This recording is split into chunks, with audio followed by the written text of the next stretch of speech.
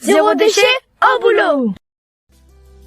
Bienvenue dans le podcast qui vous accompagne vers le zéro déchet au travail. Vous êtes sensible à prendre soin de la planète, œuvrer pour diminuer les déchets à la maison, mais au travail c'est le désastre. Gâchis de papier, d'emballage, indifférence des collègues, vous vous sentez démuni face à l'ampleur de la tâche.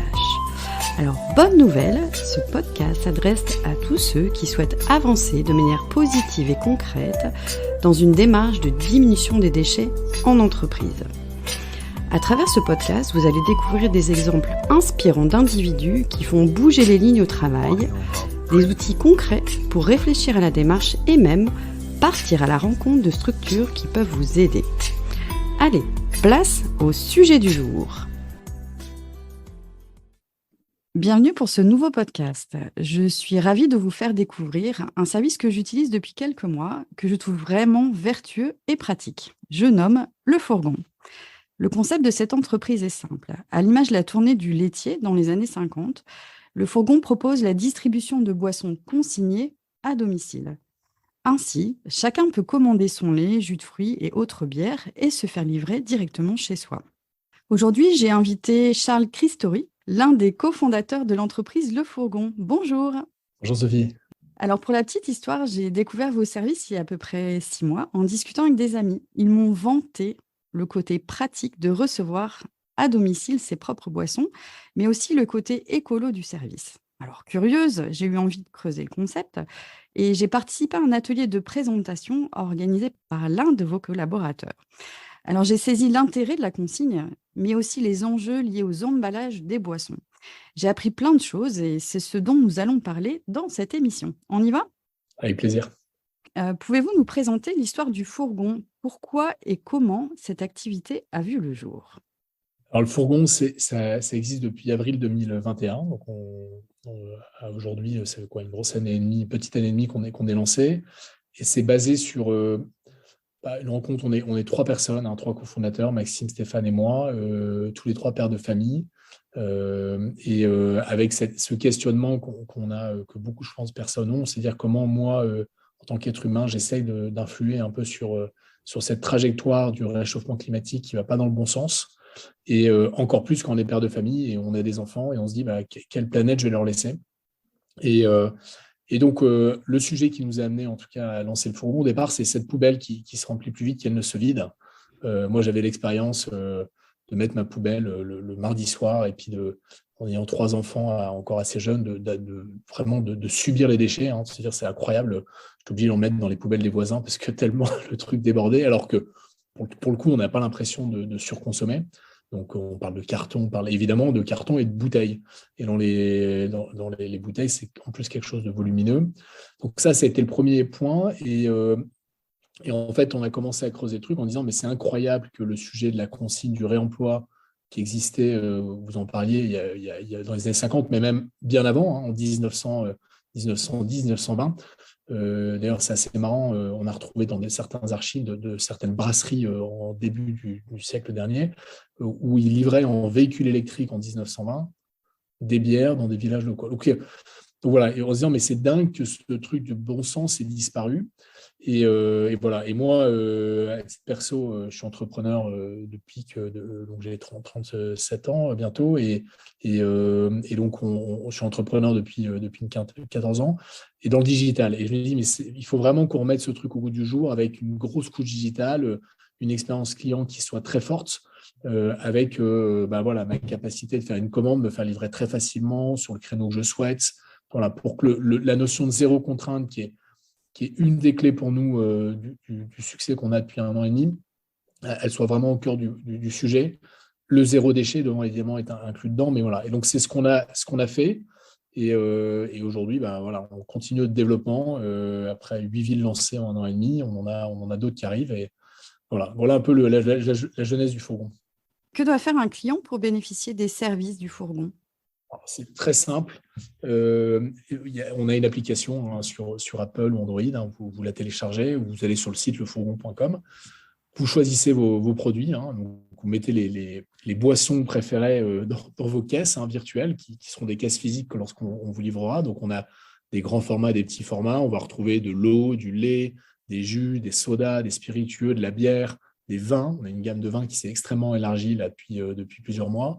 On a aussi récemment, alors pas sur tous les sites qu'on a aujourd'hui, mais ça, c'est en train de se développer, ajouter la notion de liquide au sens large, parce qu'on ne fait pas que les boissons, liquide vaisselle, de l'huile d'olive, de la lessive, voilà, du thé, on a rajouté bientôt du café. Et donc voilà, on rajoute ces produits dans ces caisses et on choisit son créneau de livraison. Donc on a une promesse, comme je disais, vraiment très, très orientée, zéro contrainte, parce que vous pouvez commander avant 17h et vous faire livrer le même jour, entre 19 et 21, qui est le dernier créneau aujourd'hui de livraison. Donc c'est quand même génial. Il y a même des clients qui se sont dit, mais non, je ne voulais pas recevoir ma produit d'aujourd'hui, c'est trop vite, n'hésitez pas à nous livrer dans 2-3 jours. Je dis, vous pouvez aussi choisir dans 2-3 jours. Mais bon, la plupart des commandes sont livrées dans les moins de 24 heures, une grosse partie le jour même. Et en tout cas, on choisit. Et si on n'est pas là, on peut très bien laisser les caisses devant l'habitation de notre client. C'est évidemment le client choisit de le faire ou pas le faire selon ma rue, mon quartier. Parfois, il y a des quartiers qui sont plus ou moins propices à ça ou des maisons plus ou moins propices à ça. Chacun choisit. Et puis, au passage d'après, vous prenez votre première commande et au passage d'après, on vient vous déposer votre nouvelle commande, on récupère les caisses et les bouteilles vides qui reviennent dans nos entrepôts. Et ces bouteilles sont lavées, puis renvoyées au producteur qui les re-remplit. Très bien. Est-ce que vous pouvez nous expliquer ce qui fait que la démarche du fourgon est vertueuse, toute cette organisation du nettoyage, comment ça se passe concrètement? Ouais, alors déjà, avant de répondre techniquement comment ça se passe, et peut-être sur certains chiffres, nous, on a une réflexion qui nous accompagne depuis le début avec le fourgon, c'est le bon sens. Ce bon sens, c'est cette bouteille de bière que vous pouvez ouvrir à l'époque avec vos amis à la table, qui est neuve, que vous renversez dans 3 verres. Et cette bouteille, vous la mettez vous la mettiez, parce que maintenant vous êtes cliente, merci Sophie, mais vous la mettiez dans une poubelle. Et pour autant, votre assiette et vos couverts, vous les mettez dans un truc qui s'appelle le lave-vaisselle. Et là, on s'est dit, mais déjà, pourquoi on ne réemploie pas ? Si, avant même de parler d'analyse scientifique, on va en arriver à ça, mais de dire, mais avant de parler d'études très fortes autour du réemploi et du bénéfice, déjà on va se dire, mais pourquoi dans ce cas-là, les assiettes, on ne les met pas dans la poubelle? Parce que si on le fait avec le verre ou le plastique, voilà. Donc il y a déjà une vraie notion de bon sens dans tout ça. Nous, on considère que le meilleur déchet, c'est celui qu'on ne produit pas. Donc le vrai point, c'est de revenir sur ce bon sens, de dire on va essayer d'éviter sans arrêt de reconsommer de l'énergie, de la matière première pour recréer un contenant. Donc voilà, la notion d'usage unique est pour nous quelque chose qu'on combat fortement. Et donc voilà. Et donc après, quand on en arrive du coup à l'analyse un peu du cycle de vie de la bouteille, une bouteille qui est lavée, en fait, elle va finalement utiliser assez peu d'eau et assez peu d'énergie. Parce que les grosses laveuses, c'est des espèces d'énormes machines à laver. Des laveuses, ça peut faire 10 mètres par 5. Certaines sont plus grosses selon. Voilà, on a visité l'usine Coca-Cola, par exemple. Coca-Cola, c'est un énorme truc. Ils font quasiment 50-60 000 bouteilles à l'heure en nettoyage. Donc, c'est des gros engins. En fait, c'est des cycles fermés. Donc, l'eau, déjà, on en utilise nettement moins parce qu'elle est filtrée, réutilisée. Donc, il y a peu de pertes. Donc, et derrière, le nettoyage, c'est des nettoyages à 60-70 degrés maximum, comme une machine à laver. Quand on compare les chiffres du recyclage, quand on le met en opposition, le recyclage, en fait, sur une bouteille de verre, il faut la chauffer quasiment à 1500-1600 degrés, et donc pas 60 degrés. Et puis, il faut beaucoup d'eau. Parce qu'en fait, le problème, c'est que quand une bouteille elle est formée, il faut la refroidir parce que sinon elle peut. Voilà. Et donc, il faut la refroidir assez vite, il faut la saisir. Et tout ça consomme beaucoup plus d'eau. Donc, voilà, les écarts en pourcentage, c'est 33% d'eau en moins, 78% d'énergie en moins. Enfin, globalement, on arrive à économiser 79% de CO2. C'est 370 grammes par bouteille. Donc là, il y a verre et verre. Et après, il y a le plastique. Le plastique, c'est difficile à dire, mais on estime que c'est autour de 85% des bouteilles sont en plastique aujourd'hui. Une grosse partie des bouteilles sont en plastique, notamment à cause de l'eau. Et donc, mais il n'y a pas que l'eau, il y a le jus, on va retrouver certains sodas aussi. Voilà. Et le plastique, la grosse problématique, c'est que le plastique, on ne sait pas bien le recycler en France. Quand vous mettez votre plastique dans votre poubelle, s'il y a plus de 20% de ce plastique-là qui est recyclé, c'est extraordinaire. Donc, en fait, c'est assez marrant. D'ailleurs, il y a beaucoup de gens qui nous disent « Attends, moi, je ne comprends pas ton truc. moi, je mets dans ma poubelle recyclage, je fais attention, etc. Je fais, mais tu sais que ce n'est pas bien recyclé. Pour différentes raisons. La première, c'est en gros les stats avant de dire pourquoi, mais il y a globalement il y a 20% qui est recyclé, 40% qui est brûlé, 40% enfoui. Donc, c'est qu'en fait, donc, on a 80% de matière. Déjà que c'est du pétrole à la base, donc ce n'est pas quelque chose de bien. Et donc, 80% de matière qu'on ne sait pas réutiliser. Et donc, les raisons, c'est qu'en fait, il y a plein de plastiques qui sont mal mélangés ou mal fabriqués. Donc, techniquement, ce n'est pas recyclable. Ça, il y a un truc qu'on ne sait pas trop. Parfois, il y a des pastilles recyclables sur certains produits plastiques. En fait, ce n'est pas possible, en fait, techniquement. Et puis d'autres, les filières de recyclage, elles ne sont pas bien organisées. Dans certaines usines de déchetterie, en fait, il y en a plein qui passent à la trappe, donc elles sont brûlées, enfouies. Voilà, dans le Nord, c'est assez marrant, il y a une grosse usine de recyclage, ils ont appelé ça de la revalorisation. Donc, en fait, ils crament du déchet pour faire du chauffage. Puis, en fait, on a recréé une sorte d'usine à charbon, voilà, pour centrale à charbon, au lieu de réutiliser des énergies renouvelables, ou pourquoi pas le nucléaire.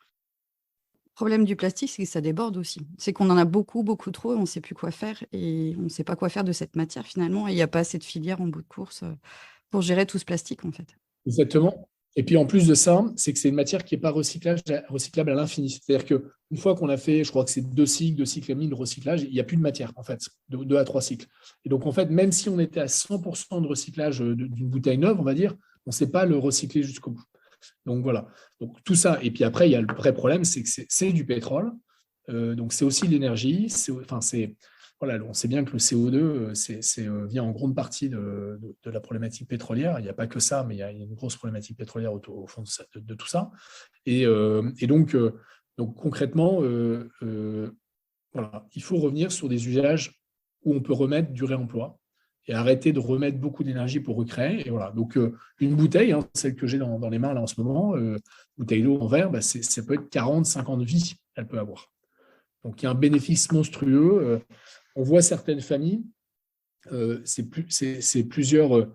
quasiment sur une consommation annuelle, on peut refaire un aller-retour Lille-Nice en avion. C'est à peu près ça l'économie qu'on peut faire sur une consommation d'une famille. 3 enfants.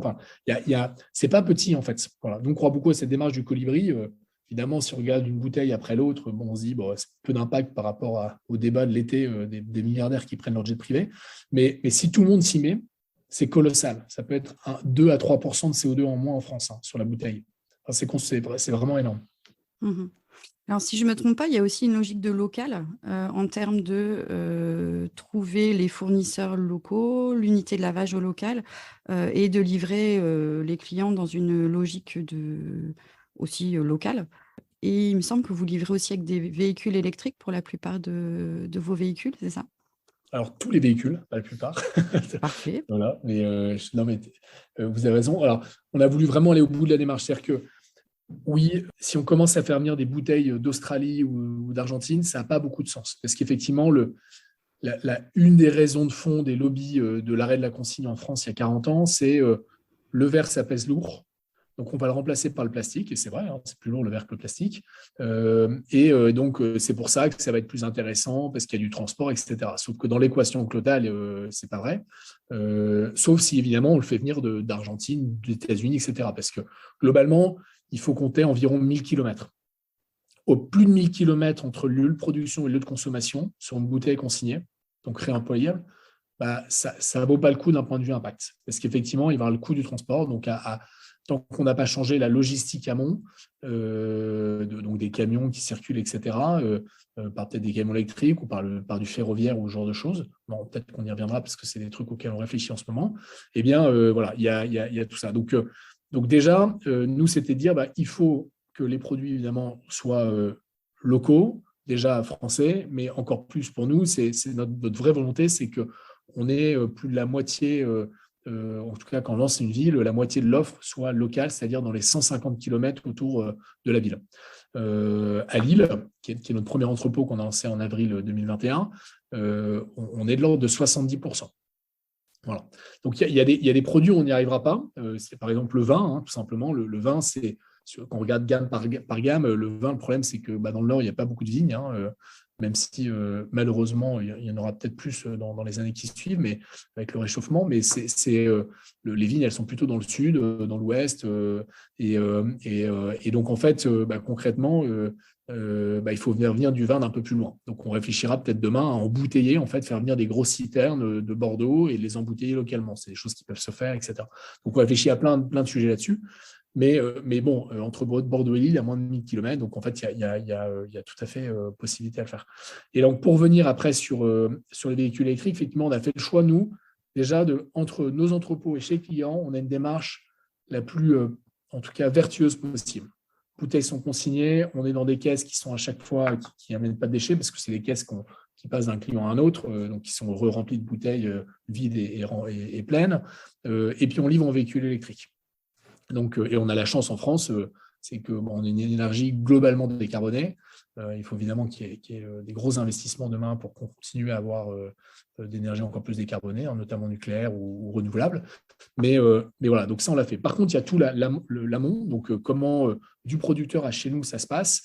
Et là-dessus, on mène énormément de démarches au bout d'un an et demi pour dire comment on optimise les tournées de dépôt dans nos entrepôts, comment on arrive sur des transports plus vertueux, je parle du ferroviaire, ce genre de choses, on réfléchit à toutes ces démarches-là. Voilà, on a d'abord attaqué l'aval, donc de nous aux clients, qui n'était déjà pas une mince affaire et qui correspond déjà à une grosse partie de l'équation. Maintenant, on va attaquer l'amont de plus en plus. Voilà. Et les producteurs, ils sont attaqués là-dessus parce qu'eux aussi veulent faire les choses, en tout cas, et changer les choses. Et là, vous citiez la première ville sur laquelle vous aviez créé l'activité, qui était Lille. Depuis, il y a eu d'autres villes ou d'autres secteurs géographiques qui se sont développés ou qui sont en projet? Oui, on est dans 8 zones. Les 8 zones, c'est l'île métropole, alors très élargie, hein, on a même 2 entrepôts sur l'île aujourd'hui. On a tout le bassin au sud de métropole qui est Lens, Béthune, Arras, Douai, donc qui est une grosse zone. On est à Valenciennes, à Amiens, à Dunkerque.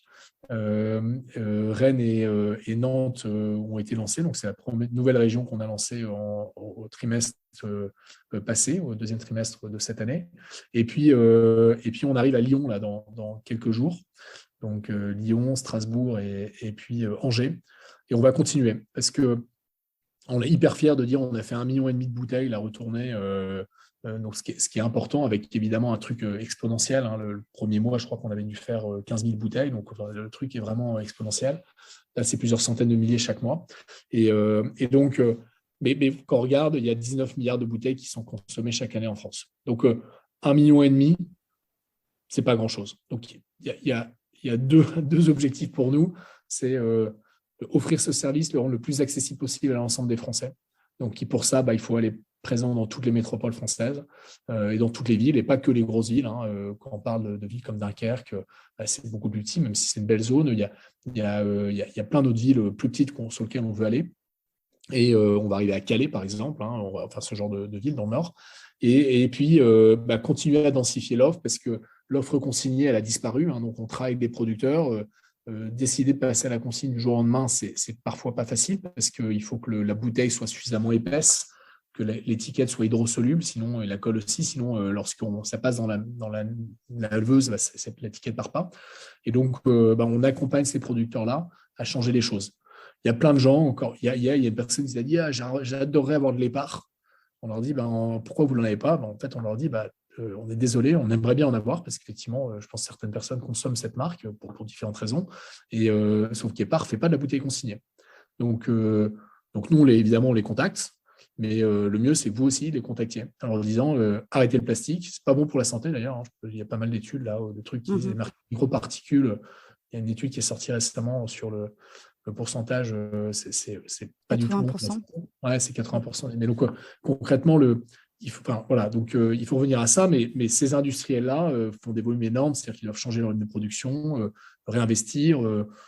C'est coûteux. Certains, on n'en a rien à faire, vraiment. Certains en ont rien à faire en disant on espère que ça ne passe pas. Il y a des lobbies à l'Assemblée nationale. La consigne de redevenir, il y a un an, en février 2021, il y a eu un gros débat là-dessus. Ça a été repoussé parce qu'il il y a quelques lobbies d'industriels qui ont commencé à dire oui, mais ma bouteille ne sera pas unique, elle sera standardisée, etc.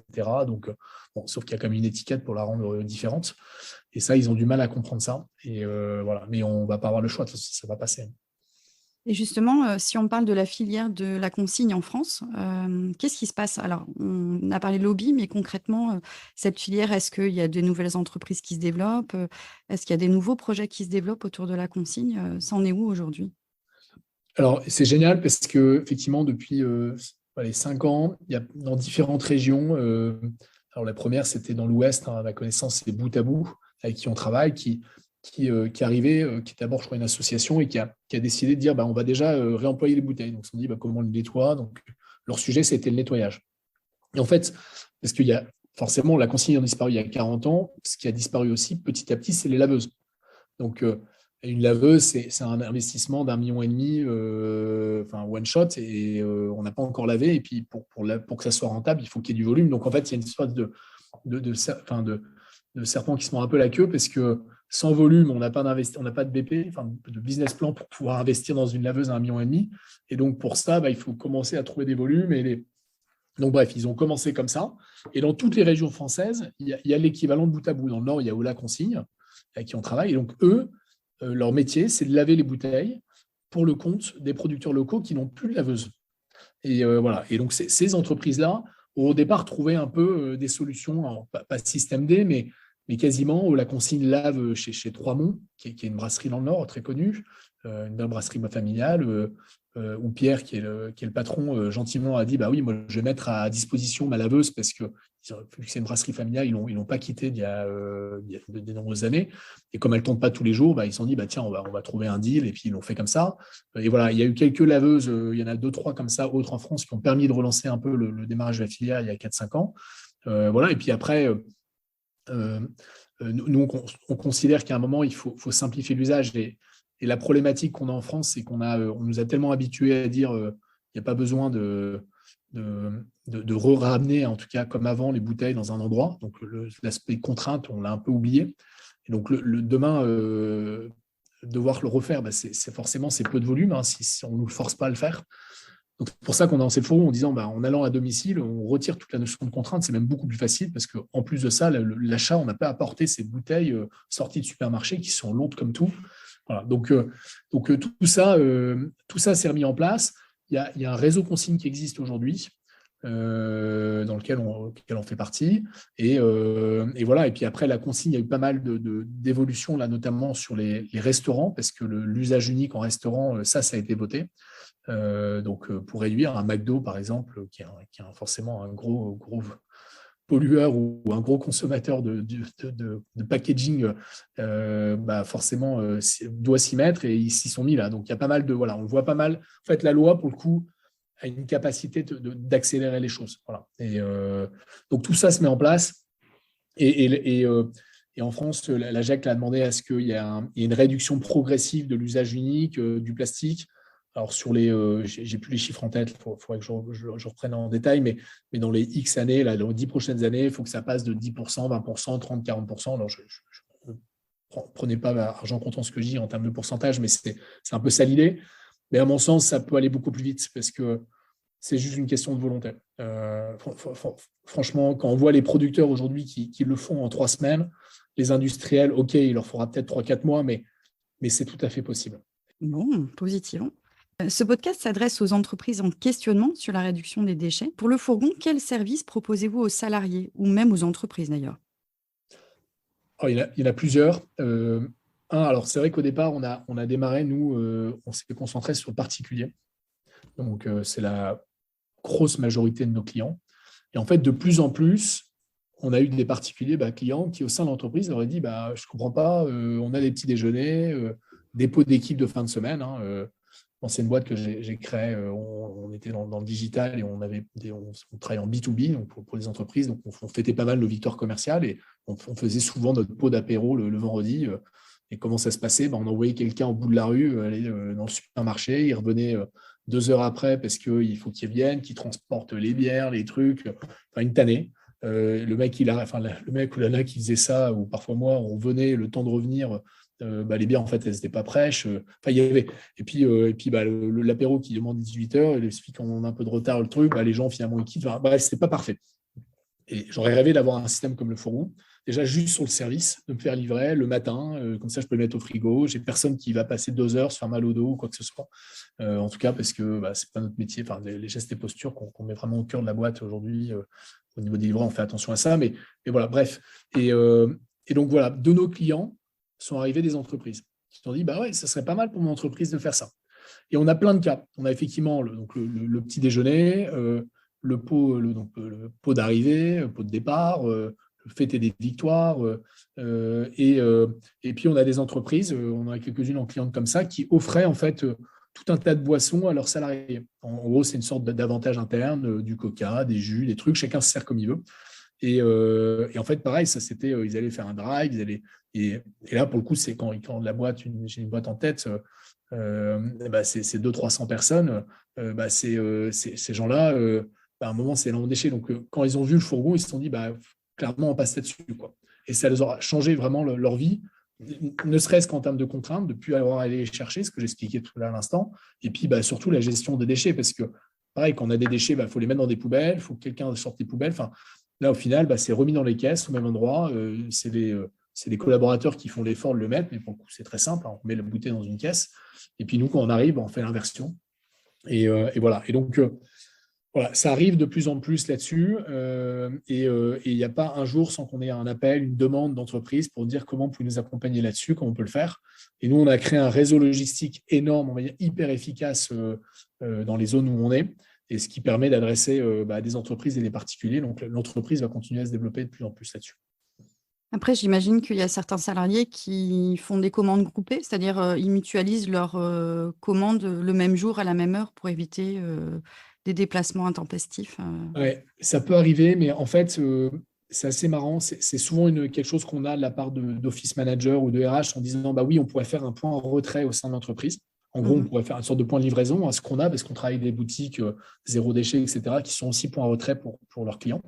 Et c'est super, parce que ça crée un réseau là-dessus. Et en fait, le truc, c'est qu'à un moment, en tout cas sur l'usage du bureau, si on est éligible à la livraison à domicile, la caisse qui fait de l'ordre de 20 kilos, il faut quand même la prendre de l'entrée du bureau pour la mettre dans son coffre de voiture ou sur son vélo. Voilà.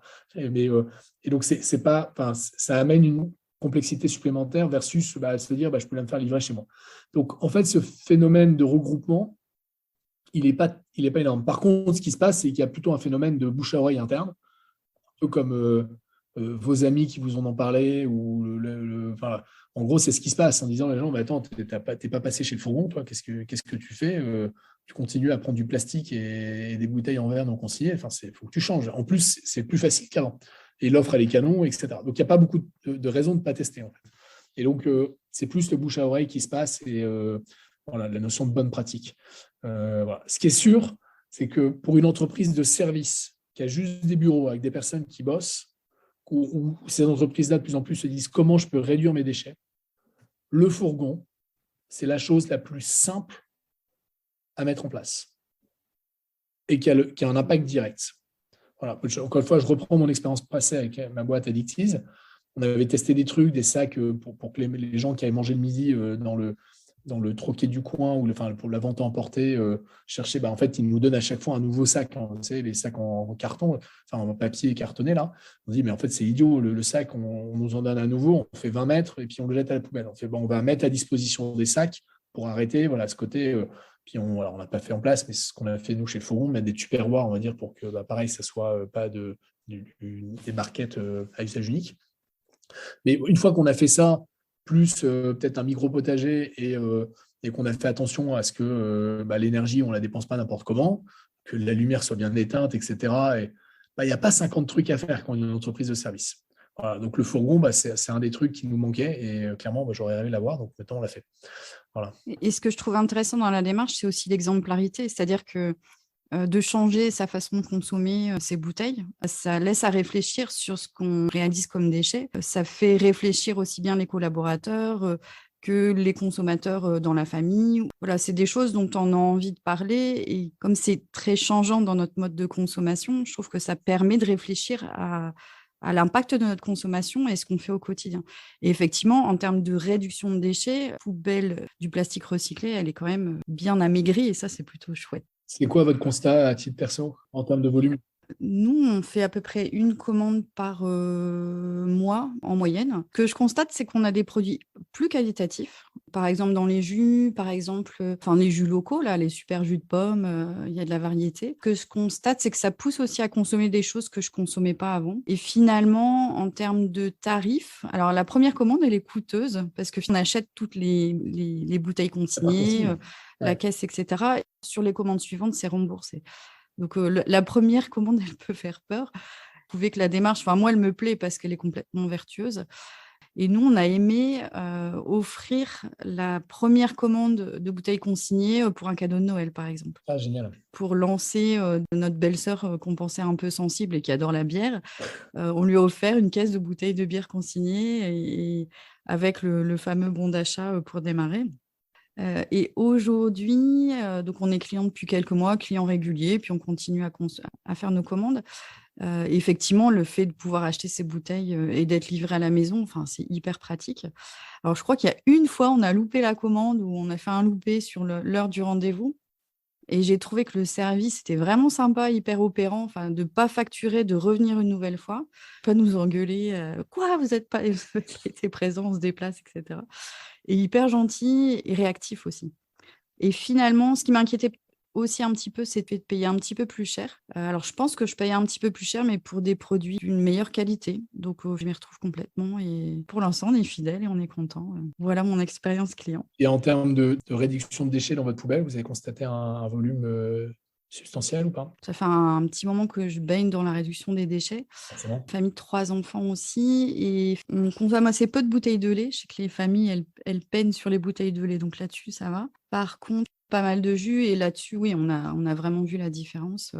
Et ce que je trouve sympa aussi, c'est que sur les bouteilles dont on ne faisait rien avant, notamment les bouteilles de bière, retour à l'envoyeur. C'est pas des bouteilles qui vont être cassées. Parce que finalement, même le recyclage des bouteilles en verre, c'est aussi complexe. C'est ce dont on discutait tout à l'heure.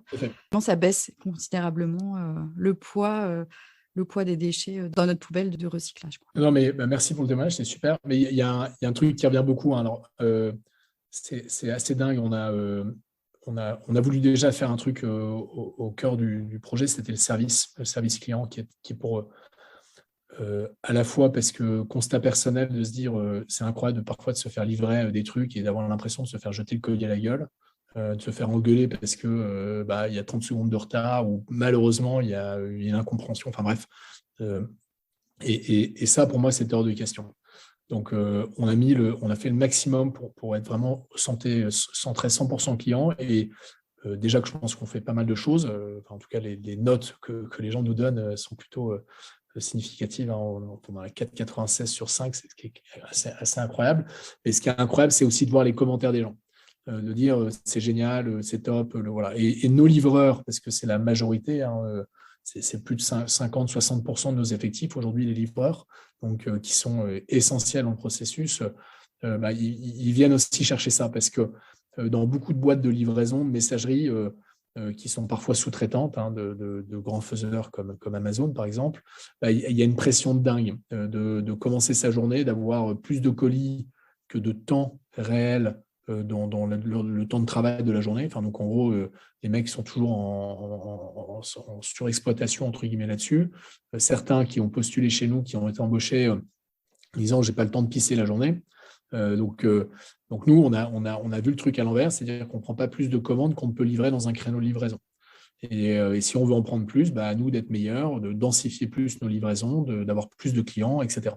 Et donc, pour que, au lieu de faire, 50 km par livraison, on n'en fera plus que 20, mais par contre, on aura du coup plus de temps pour prendre plus de clients. Et donc, on a vraiment cette notion de tournée avec un maximum à respecter. Et tout ça leur amène des conditions. Alors, en ce moment, là, c'est le retour de l'été et la réaccélération est forte, donc on a beaucoup d'embauches là pour pallier à ces augmentations, mais on a des équipes hyper engagées, on fait hyper attention à ça, en tout cas dans le service.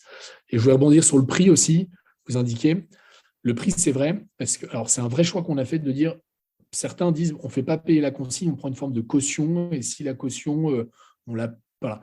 Et en fait, on s'est dit, nous, on fait le choix qu'elle soit payée. Et tant pis si les gens ont l'impression que c'est cher, parce que c'est un vrai engagement aussi de se dire que le contenant que j'ai chez moi, ça a de la valeur. C'est comme une forme de location. En fait, on vous a loué, entre guillemets, la bouteille. Donc, il n'y a aucun problème. Si vous nous la rendez, on vous rend cette location, donc cette notion de consigne, cette caution, donc c'est plus la location, mais en tout cas, il faut que vous ayez un moment dépensé. Parce que sinon, ça ne va pas engager les gens à vraiment les rendre. Et on a eu des cas au début, alors un peu moins maintenant, parce que je pense que la communication fait bien son jeu, mais de gens qui me disaient « Ah, j'ai arrêté parce qu'en fait, mon mari, il a tout foutu à la poubelle, il n'a rien compris. » Et en fait, je lui dis « Vous venez de perdre 3 euros. » Donc voilà. Et donc voilà. Et en fait, il y a une forme de compréhension qui est nécessaire par un moment la responsabilisation et le monde économique moderne qu'on a aujourd'hui de société occidentale est basé quand même beaucoup sur l'économie, l'argent. Et donc, c'est une forme de responsabilisation de dire ça a de la valeur.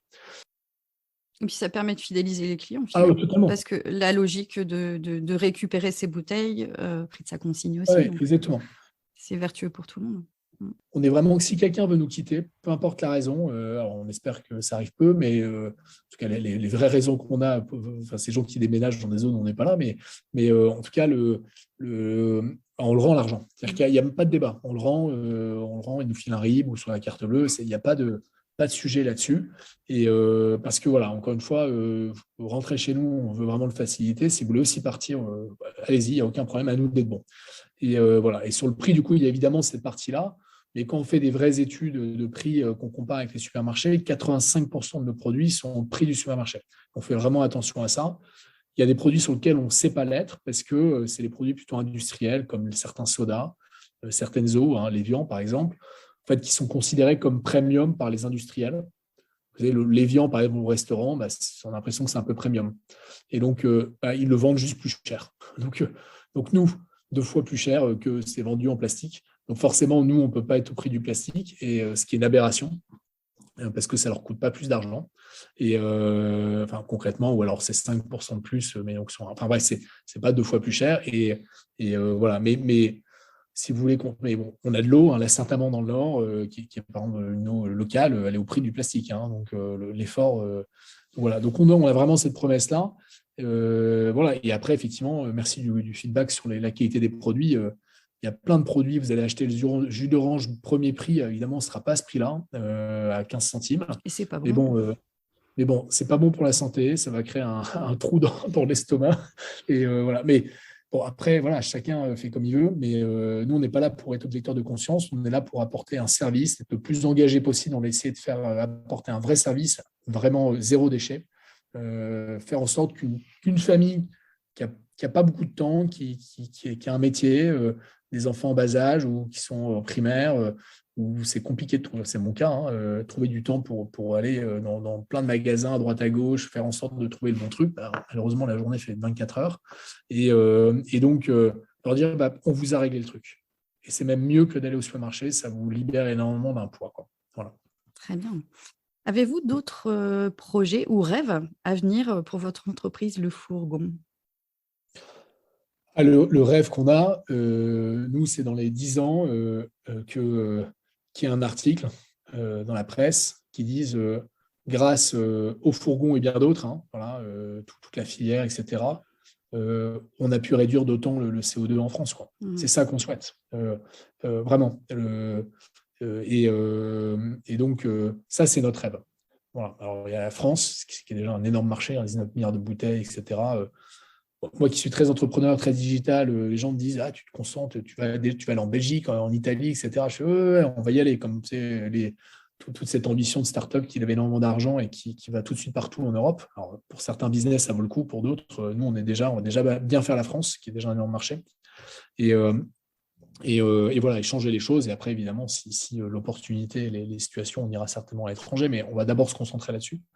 Et voilà. Et puis, le vrai point, on a réglé l'aval. Maintenant, il faut s'attaquer à l'amont et vraiment, d'un point de vue un peu plus court terme, on espère vraiment baisser drastiquement la part transport, on va dire, qui n'est pas la plus grosse part entre la production, voilà, et la production après-demain. En fait, La grosse part, c'est la production. Parce que pour produire une bière, par exemple, faut la chauffer fortement, faut mettre certains ingrédients qui parfois ne viennent pas localement.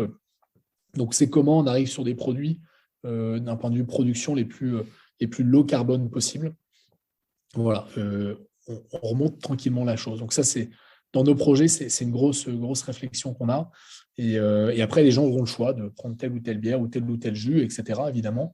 Mais c'est ça qu'on souhaite, en tout cas, continuer à remonter un peu la filière. Très bien. Alors, un dernier conseil pour des entreprises qui envisagent de diminuer leurs déchets? Testez-nous. Non, testez-nous. Après, tout dépend de l'entreprise. C'est-à-dire que les entreprises de services, encore une fois, il y a quand même, en France, on a beaucoup d'entreprises de services. Voilà, il y a au quotidien au bureau, je pense que ce qui est le thématique du podcast, c'est voilà, il y a plein de trucs, les sacs réutilisables, prenez des Tupperware que vous nettoyez dans votre machine à laver, mettez-les à disposition des salariés, comme ça va engager les petits commerces autour lorsqu'on mange, ou les boulangeries du coin lorsqu'on mange, à pu donner un carton, un truc, voilà, commencez déjà par ça. Et après, mon vrai point, j'étais là, ça sortait d'un peu du cadre, mais c'est plutôt du bureau, mais des entreprises au sens large qui beaucoup d'entre elles, des grosses boîtes, ont dit on met un département RSE donc pour jouer sur le social et l'environnement, hein, ce qui est très bien. Et le problème, c'est que ces départements, ils sont souvent un peu périphériques au business de l'entreprise. Je ne vais pas les citer parce que je ne suis pas là pour faire du name dropping, mais il y a une boîte textile dans le Nord. Il y a le responsable RSE, mais sur LinkedIn de manière hyper spontanée. Génial, on vient de faire un truc en interne, on a réduit de 20% notre boîte mail vraiment pour lutter contre le réchauffement climatique parce que moins de stockage, etc. Il a raison. C'est vrai qu'en réduisant un peu ces emails qui stockent, on va réduire un peu. Sauf que c'est que dalle en termes d'impact. Et moi, ce que j'aurais aimé, c'est qu'ils disent on a travaillé sur des produits textiles plus locaux, on a utilisé moins d'eau, on a fait moins d'énergie, parce que en fait, le cœur de leur business, c'est pas de faire de l'email. Hein. Le cœur de leur business, c'est le problème de quelqu'un d'autre, entre guillemets, c'est le problème de leur hébergeur d'email, c'est à eux de trouver ces solutions-là. Je ne sais pas qu'il ne faut pas qu'ils le fassent, mais qui s'occupent à réduire leur boucle, leur chaîne de valeur de l'entreprise, c'est de produire des vêtements et de les vendre. Donc, c'est comment, sur cette chaîne de valeur qui est la plus grosse consommation d'énergie, de CO2, ils travaillent là-dessus. Nous, on le fait sur les boissons. Ça ne veut pas dire qu'on ne fait pas le reste, mais ça veut dire qu'on s'attaque d'abord à ça. Donc, mon meilleur conseil, c'est attaquez-vous au cœur. Arrêtez de faire du greenwashing en travaillant sur le truc. Ne stoppez pas ça, mais concentrez-vous sur l'essentiel. C'est ça l'important. Parce que si tout le monde réduit de 20% sa boîte mail, ça va donner l'illusion qu'on a résolu la problématique environnementale alors qu'on n'aura rien fait, en fait. Donc, c'est les industries qui au cœur qui doivent changer. Donc, c'est ça le meilleur conseil que je donne. Attaquez-vous au cœur. Ne vous attaquez pas à la périphérie. Attaquez-vous au cœur. N'oubliez pas la périphérie, mais attaquez-vous d'abord au cœur. Donc, changer l'impact. Ah, mais totalement. Totalement. Et en plus, ça va peut-être changer leur modèle économique. Je reviens sur le textile. C'est quand même une industrie qui est quand même en grosse difficulté depuis pas mal d'années parce que toujours chercher le moins cher, le fast fashion le moins cher possible, hein, donc des collections qu'il faut réinventer tous les 3 jours, produites dans le pays où on ne regarde pas trop comment ils font et où c'est le moins cher possible. Et tout ça est en train de changer parce que la prise de conscience des consommateurs, c'est déjà que ce t-shirt-là, si on prend l'exemple du t-shirt, il va durer 3 jours, enfin, j'exagère, hein, évidemment, donc on va le foutre à la poubelle parce que derrière, voilà, alors qu'un t-shirt durable qui peut-être sera produit un peu plus cher, va peut-être durer 4 ans, 6 ans, 10 ans, et en fait, concrètement, coûtera peut-être un peu plus cher à l'achat, mais dans la durée, en fait, sera 15-20 fois moins cher peut-être. Mmh. Et donc, il faut repenser. Et les consommateurs aujourd'hui, pas tous, mais les consommateurs sont prêts à l'écouter, ça, aujourd'hui. Il y a une prise de conscience fondamentale. Je pense que on voit la crise ukrainienne qu'on a depuis le début d'année. Elle fait quand même prendre conscience qu'en fait, il faut raisonner différemment. Donc, c'est la seule bonne nouvelle dans ce truc-là. C'est une catastrophe, hein, cette crise, mais il faut se dire que finalement, nous, là, sur le vin, par exemple, la plupart des bouteilles de vin qui sont produites en Ukraine, il y a 2 grosses usines Verallia qui sont fermées. Donc, les producteurs de vin ont eu extrêmement une mal cet été à trouver des nouvelles bouteilles neuves. Et ils se sont dit, alors qu'il y a 1 an, on les contactait, ils disaient, ouais, on s'en fout, la consigne, ça a disparu, c'est bien pour une bonne raison, etc. Nous, on s'en fout.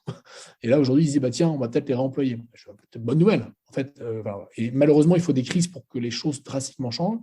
Donc voilà, et donc c'est-à-dire que les consommateurs, le commun des mortels en France, si on se concentre à la France, est prêt à écouter ça. Et les incendies énormes, enfin, il y a quand même les niveaux de canicule qu'on a eu cet été font quand même que, ouais, en fait, c'est pas pour les générations dans 300 ans. Non, c'est pour notre génération en réalité. C'est maintenant. Donc les gens sont à l'écoute. Voilà, il faut que le gouvernement mette vraiment des contraintes. Voilà, et on espère qu'il agira fortement là-dessus. Parce qu'en fait, c'est possible. En tout cas, on est la preuve et c'est ce qui nous anime le plus avec le fourgon au-delà de notre business. On est très content de vendre et de développer la boîte, faire du chiffre d'affaires. Mais ce qui nous anime, c'est de dire qu'on est la preuve fondamentale dans un marché où tous les gens nous disaient il y a 2 ans, non, mais si ça a disparu, c'est bien qu'il y a une bonne raison. Pourquoi vous faites ça? Et vraiment des vieux de la vieille qui nous disaient ça, des industriels, etc. On est la preuve. Je vais peut-être le refaire. Nos industriels qui nous disaient ça, on est la preuve que concrètement, c'est possible et que ça peut changer. Donc, j'espère concrètement que ça fera naître plein de petits. Et voilà, les entrepreneurs font ça. Maintenant, il faut que les grosses boîtes s'y attellent aussi. Croisons les doigts. Merci Charles Christori de tout cet échange hyper intéressant. Je vous souhaite une belle et longue vie pour le fourgon, avec un développement à travers la France entière. Alors, en me fournissant chez vous, j'ai la satisfaction de constater que ma poubelle de déchets diminue, on en a parlé tout à l'heure, mais aussi que la bouteille que j'ai utilisée va resservir. Alors, vous pouvez suivre les actualités ou même devenir client auprès du fourgon sur le site lefourgon.com.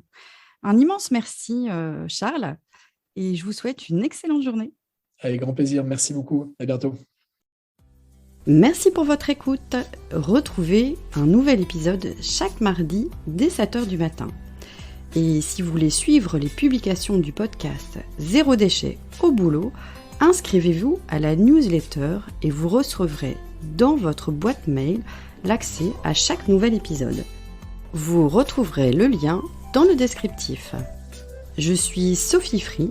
Dans la vie, je travaille pour sensibiliser au développement durable et je parle notamment du zéro déchet. Pour cela, je propose des ateliers, des conférences, des formations professionnalisantes, un blog, Sophie au naturel, et je suis aussi auteure de livres sur le sujet. Retrouvez toutes mes informations sur le site sophie-o-naturel.fr. Au plaisir!